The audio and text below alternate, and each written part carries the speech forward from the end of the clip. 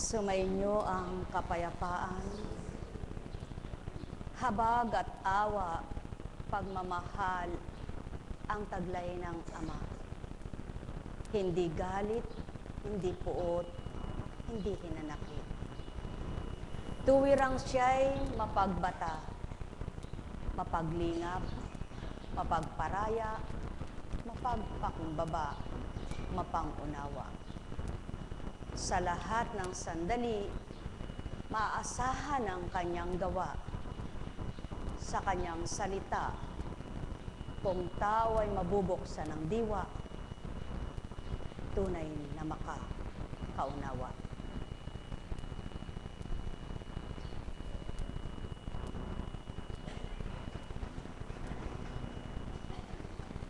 Habang ang mga koro, mga choir na tinatawag ay masayang umaawit ng Joy to the World. Ito po ang idinaratal sa akin na hindi ko kailangang palipasin.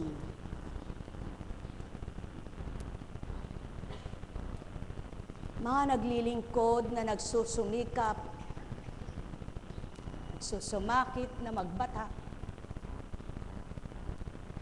laban lamang mga mahal, daratal din ang takda ng habag at awa ng Ama. Sapagkat kung lumalaban ka sa buhay para lamang may pagtagumpay mo ang kabanalan, sa mga pinagdaraanan, walang nalilihim sa Ama kailanman. Hindi kailangang mag-umiyak ka sa harapan ng kapwa mo para magpahabag ka sa kanila. Subalit kumisan dumarating ang pagkakataon na yaon ay pinasisilay ng Ama para mapakita sa mga anak niya. Kung ang mga anak kong alipin na nagpapaalipin dahil sa akin ay lumalaban at nagbabata para lamang mailunsad ang aking kabanalan at mapatotohanan ang aking katotohanan, pinahihirapan ng kapwa nila lang kung magkamisan, ay niloloob kong mahirapan din. Subalit hindi ibig sabihin, habang sila'y nabubuhay ay gayon na lamang. Mga mahal, maraming lumilipas na panahon at araw, na ang pagkakasalang nangingibabaw. Bakit hindi mapanaig ng tao ang katotohanan at ang ganang kalooban ng Ama sa kanilang buhay? Sapagkat iba ang isip at damdamin ng tao sa damdamin ng Amang pinagmula ng tao. Kung kaya't maraming nagnanasang maglingkod sa palagay nila ang paglilingkod ang kalutasan ng hirap. Ang paglilingkod ang katubusan ng pagdurusa. Subalit wala sa puso ang katapatan at pag-ibig. Kaya hindi maunawaan ang ganap na paglilingkod. Kaya kapag nabigo, nagsisisi pa sa paglilingkod. Nagsisisi pa sa ginawa. Subalit, kung ang damdamin at puso mong taglay, ang nararamdaman mo ay ang Ama, at tuwirang sa isip mo ay binukas niya ang pangunawa sa kanyang salita, wala kang damdamin na magsisisi. Wala kang isip na panghihinayang. Bakit mo ito ginawa? Wala kang sayang na araw, kundi lahat ng araw mo ay tunay na pagpapala. Sapagkat hindi lamang sa tinapay nabubuhay ang nilalang. Ang nabubuhay sa laman ay laman, subalit ang nabubuhay sa pang-espiritual na pamumuhay ay kaugnay ng Ama sa pamamagitan ng kanyang Espiritong Banal. Mga mahal, hindi ganang kayong lahat ay makakaunawa. Subalit mapapalad kayong may pangunawa. At sa damdamin nyo'y may adhika na hindi lamang kayo dahil may gusto't pagnanasa, kaya gumagawa kayo ng mabuti sa inyong kapwa, kundi nang dahil naramdaman nyo ang Ama at kinikilala nyo siyang lubos, kaya kayo'y nagsusumakit hindi para kayo'y purihin at pasalamatan, kundi dahil ang Ama'y kinamtan nyo. Yan ang pawang katotohanan. Kaya sa mga pinagdaraanan, hindi mo mawari, hindi mo matantoni, hindi mo malirip sa iyong sarili. Bakit ang dami mong pinagdaraanan? Bakit lumalaban ka pa rin? Bakit ikaw ay hinuhusgahan, pinagtatawanan na ng kapwa mo? Bakit patuloy mo pa rin silang inuunawa at minamahal? Bakit ikaw ay hindi naman binigyang bahagi ng kapwa mo para sila'y paglingkuran? Sa pakinabang nila, ikaw ay pinayaman. Subalit pinayaman ka ng Ama sa iyong pananampalataya, sa iyong pang-espiritual na buhay, kung kaya't naiba ka, iniba ka sa iba. Sumainyo ang kapayapaan, pagharian kayo, mga minamahal ko. Alalaong baga,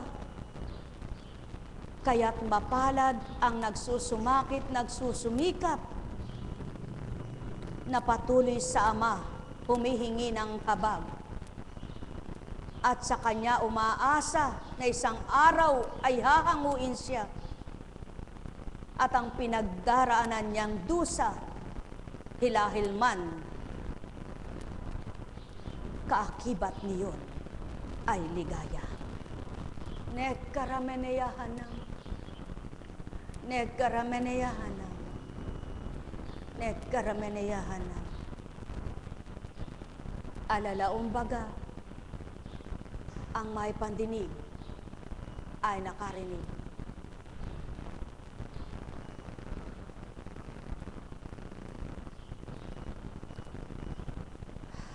Buhay po ba ang Diyos?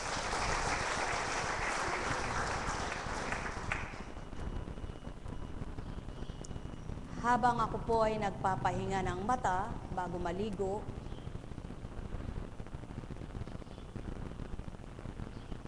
nakipag-usap po sa isang alagad na nasa ibang bansa, at pagkatapos ay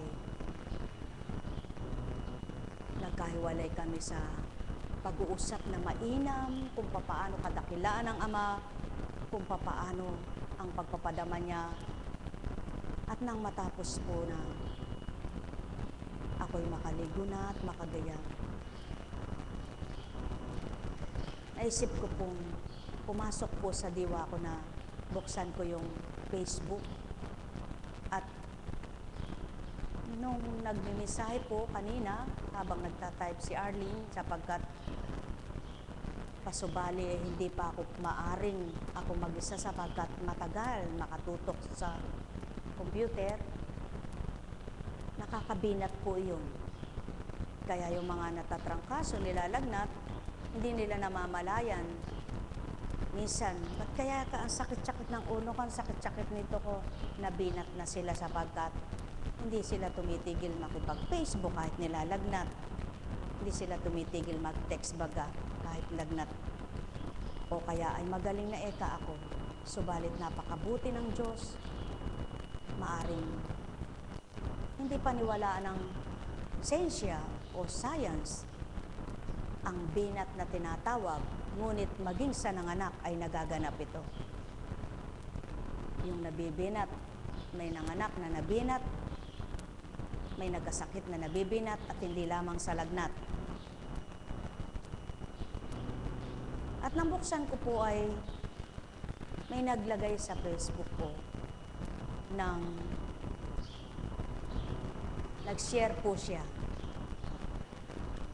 Si Mama Mary ay nagpakita raw sa isang dako at nagkaroon po ako ng interest at pinanood ko yung video. Subalit ito ang dinaratal po sa akin ng Espiritu. Ganyan naman ang tao. Pag may nakitang kakaiba, sigawan, namamangha, ganun lang. Subalit walang pagninilay. Sapagkat ang maririnig mo, kung ano-anong takbuhan, kung anong mga ginagawa. Gusto lahat ay makakita doon sa nakikita ng kapwa. Subalit, ang katotohanan ng pagbabago ng isip at pagbabago ng damdamin ay wala. Ganyan naman po ang nagaganap, di po ba? Kapag may nakikita kayong kaiba na naganap sa dakong ito, manghang-mangha. Pag umuwi, ganun pa rin ang ugali. Walang pagkatakot na naghari sa puso, walang iniisip na maganda kung ano yung problema niya. Bago siya nagtungo rito, pag uwi niya, yun pa din ang problema niya. Sapagkat hindi na ibang pag-iisip niya nang dahil hindi niya dinama kung sino ang gumawa ng hiwaga sa nakita niya. Sapagkat ang pananaw niya at pagkakaalam niya ay tao. Mga mahal, sa tuwin ay tinuturan kung bilang tao ay walang magbabatang maglingkod sa inyo. Subalit, ilan nga kaya ang matigas na puso na lalambot? Ilan kaya yung sa sariling hangarin lang niya na magkakaroon siya ng hangarin sa kapwa niya na mabuti tulad ng pagnanasa niya sa sarili niya? Ilan kaya ang totoong magmamalasakit sa kapwa niya at totoong ang puso niya ibabahagi niya? O ilan ang nagbabahagi dahil sa bandang huli hihingi ng pabor sa binahaginan niya? Mga mahal, ang Kristo'y nagbigay ng bahagi sa tao, walang hininging pabor, walang hininging kapalit, walang sinabing, pag kailangan kita ha, walang sinasabing, sige, pagbibigyan kita ngayon, kailangan pag ako naman, makita ko naman kung paano ka magpahalaga. Ganun ang tao, di ba ga? Kaya nga iniiba ng tao ang pag-iisip niya, ngunit hindi niya maiba kapag sariling pagkatao siya. Maliban ang mag-iba sa kanya't maiba siya dahil sa Espiritu ng Ama. Buhay ba ang Ama?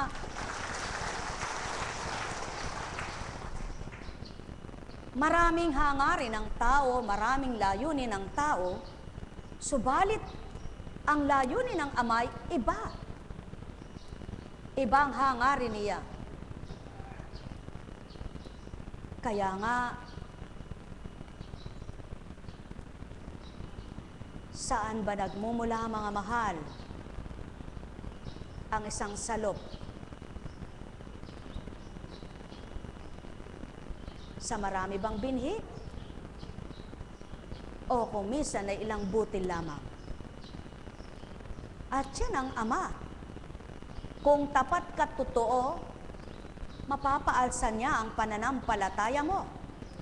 Mapasisibol niya ang pananalig mo at mapaparami niya ang galak sa puso mo. Sapagkat hindi mo maaring ihasik ang palay na pipis, ang palay na hindi malintog. Sa makatwid, ang hinahasik ng Ama sa lupa ay ang mabubuting binhi na kung tatanggapin ng tao at makikinabang ang tao sa binhing inasik niya, malao nang nagbago ang tao. Subalit, ang nakikinig ay may pandinig. Ang nakakadamay may pandama. Ang may mata ay nagliwanag. Ang buhay ay nagtiwala sa Kanya. Buhay ba ang Ama? Subalit, ang patay bingi bulag sa katotohanan, ano man ang makita, pagkatapos niya'y wala na. Ano man ang marinig, pagdakay hindi na maalala. Ano man ang madama, pagkatao pa rin ang mangunguna. Sapagkat pagkatao nga siya. Buhay ba ang Ama? Kaya walang kwenta, walang silbi, walang kabuluhan ang pag-aaral ng banal na aral, mga banal na salita. Kung ang nag-aaral nagninilay, pagkatao pa rin, makasanlibutan pa rin ang pagnanasa. Hindi masamang magnasa, hindi masamang maglayon sa sanlibutan, sapagkat tao kang nabubuhay. Kailangan mo, ang kumisan ay mag-relax, sabi ng tao. Magpahinga, kumain, matulog. Subalit, sa iyong mga ginagawa, kaukulan ng pagpapaligaya ng sarili mong pagkatao at pagpapaligaya mo sa kapwa mo, hindi marapat na nagiging dahilan at daan pa ng higit mong pagkakasala sa Ama, kundi maging daan kung paano mo siya mapupuri at makikilala at kung paano mo siya makikilalang lubos at maipapakilala sa kapwa mo. Mga mahal, sumainyo ang kapayapaan. Pakatandaan ninyo, anumang kakisigan, anumang kagandahan, kumukupas, lumilipas. Subalit, ang kagandahang loob ng Ama, ang kakisigan ng tibay ng kanyang kapangyarihan, ay dililipas sa panahon. Kundi habang may panahon, ang taong nabubuhay, naririyan ang kanyang kagandahang loob kanino man. Sumainyo ang kapayapaan, pagharian kayo, mga minamahal ko. Alalaumbaga, para ka lamang batingaw na kumakalembang, na habang tumutunog ay naririnig ng tenga ng tao. Kapag ang mga kaharap mo't kausap ay mga bingi sa katotohanan, subalit sa sanlibutan ay kay liwanag ng pandinig, na pagkatapos mong mangusap sa kabanalan, para na rin walang narinig, sapagkat pumasok sa kanan, lumabas sa kaliwa. Mga mahal, sino nga kaya sa palagay ninyo ang magbabata? Ikaw? Siya? Ito? Kayo? Wala kahit sino, maliban ang Espiritu Santo. Kaya't kung ang Espiritu Santo ay kinikilala at tinatanggap ng tao, siyang nagahari sa katauhan upang tumupad kamanap sa hindi niya kaya't tutuparin niya ang kalooban ng Ama, hindi ang kalooban ng tao. Buhay ba ang Ama? Kaya sa inyong lahat, muli ang may pandinig ay nakarinig. Iba ang pinag-aralan na pinangungusap sa kapwa at pinangungusap ay tao na tulad ng kapwa. Kaysa nangungusap ay espiritu at taong katulad nila ang kaharap at kausap. Kaya nga, ang taong hindi pa nakakaunawa sa pagkilos ng Espiritu Santo, hinahanapan ng katulad sa kanila ang kapwa nila, na sa palagay nila ay katulad lamang ng ginagawa nila. Sumainyo ang kapayapaan, kaya't hindi mabata ng hindi nakaunawa, sapagkat dinadama kung sino ang lumikha ng salita. Nagkaramaniyahan. Nagkaramaniyahan. Nagkaramaniyahan. Kaya mapapalad ang saluwat mang oras, araw, panahon na lumipas na hindi nakilala ang Ama, subalit nang madama niya, pinagsumikapan niyang tupdin at gawin ang layon niya, at nang matupad niya, siya rin ang nasiyahan, galak na kalooban, siyang kanyang nakamtan. Buhay po ba ang Diyos?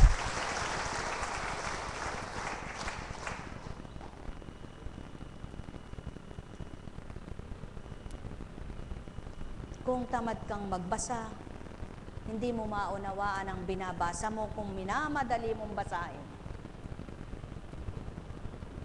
O kung namang nagbabasa ka at nagmamabilis ka, kung hindi mo ninanamnam para lamang nagpaparaan ka ng ang mga kanang kamay, ikaw ay puno, maunawaan baga ito. Mamahal,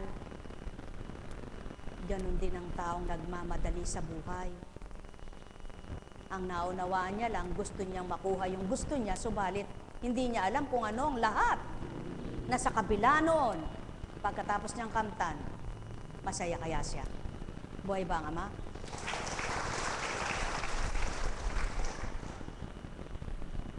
Kaya sa inyong lahat, purihin, purihin, purihin ang Ama. Purihin, purihin, purihin niyo ang Ama.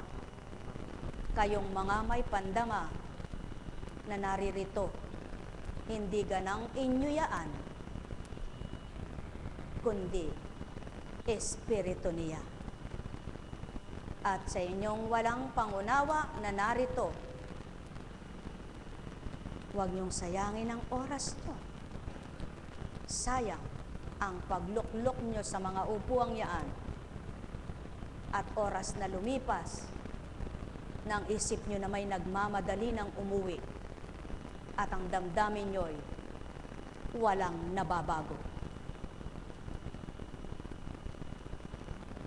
Kaya nga, walang pinagkaiba sa nagtungo sa isang handaan nang siya'y imbitahan, ang daming putahe. Nang kumakain na siya, wala nang ginawa kundi pintas ng pintas. Kaya nabusog man, pamyamya sumusuka. Buhay ba ang Ama? Subalit, yung katuwa-tuwa sa puso niya at bukal sa puso niya ang pagdalo sa handaang yaon. Ano man ang inabutan niya, nasiyahan siya. Ano man ang tinikman niya, nasarapan siya. Ano mang pumasok sa kanya, nakaginhawa sa kanya. Gayon lamang, mga mahal ko, pakatandaan ninyo ito. Siyang kakamtin din ninyo, mga naririto. Sumayinyong kapayapaan, pagharian kayo. Nagkaramaniyahan. Nagkaramaniyahan. Nagkaramaniyahan. Sa larangan ng pagpapakabanal, sa larangan ng kabanalan, hindi kailangan ang tagisan ng galing, ng talino at kakayahan,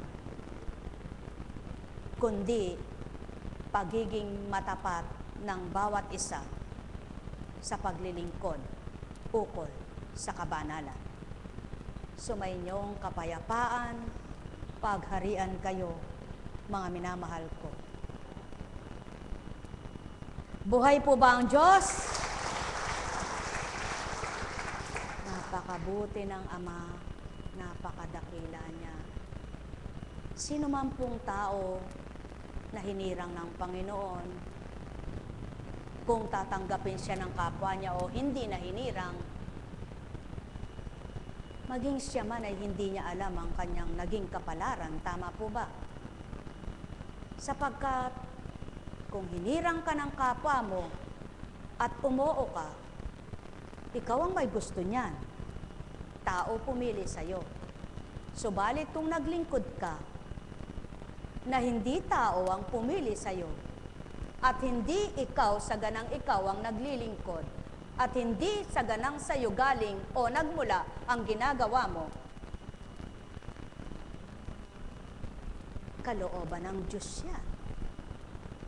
Na kung tatanggapin at minamahal mo, pinahalagahan mo, ikaw na anak ng Ama, ang nakababatid, nakakakita ng kaganapang iniba niya sa iyo. Buhay ba ang Ama? Subalit kailanman, walang taong hinirang na siyang pumili sa sarili niya. Kaya, kung napabilang ka sa mga pinilit hinirang, at alam mong hindi tao ang pumilit humirang sa iyo, ano nga ang dapat sa iyo ay magawa at gawin? Diba? Sa Ama ka magpakatotoo, hindi kaya mo ginagawa yon para ang kapwa mo ay magalak, matuwa sa iyo at purihin ka? Hindi. Kundi ginagawa mo yaon, hindi ng ganang iyo, kundi nagawa mo yon ganang kaloob sa iyo, kaya ang anumang kinamtan mo ang parangal at papuri sa Ama. Buhay ba ang Ama? Lamang, kaya na'y may nagsasabing, kaya na'y pinasasalamatan kita dahil natuwa ako sa ginawa mo eh. Kaya ate, pinasasalamatan kita, nagalak ako sa ginawa mo eh. Kaya kuya, pinasasalamatan kita, ang ganda ng binahagi mo eh. Kaya, mahal na kapatid ko, pasalamat ko sa iyo dahil napakabuti ng ginawa mo. Ito ang natatanggap ng taong nakagawa ng mabuti sa kapwa niya at nasiyahan ang kapwa niya. Subalit, sa kabila ng kasiyahang dulot ng kapwa niya, ang nararamdaman pa rin ng totoong lingkod ng Ama, ang kapurihan ay sa Ama. Kaya, magpuri, magpasalamat ang mga damdaming mula sa Kanya at nagahari siya. Buhay ba ang Ama? Sa inyong lahat, sumainyo ang kapayapaan.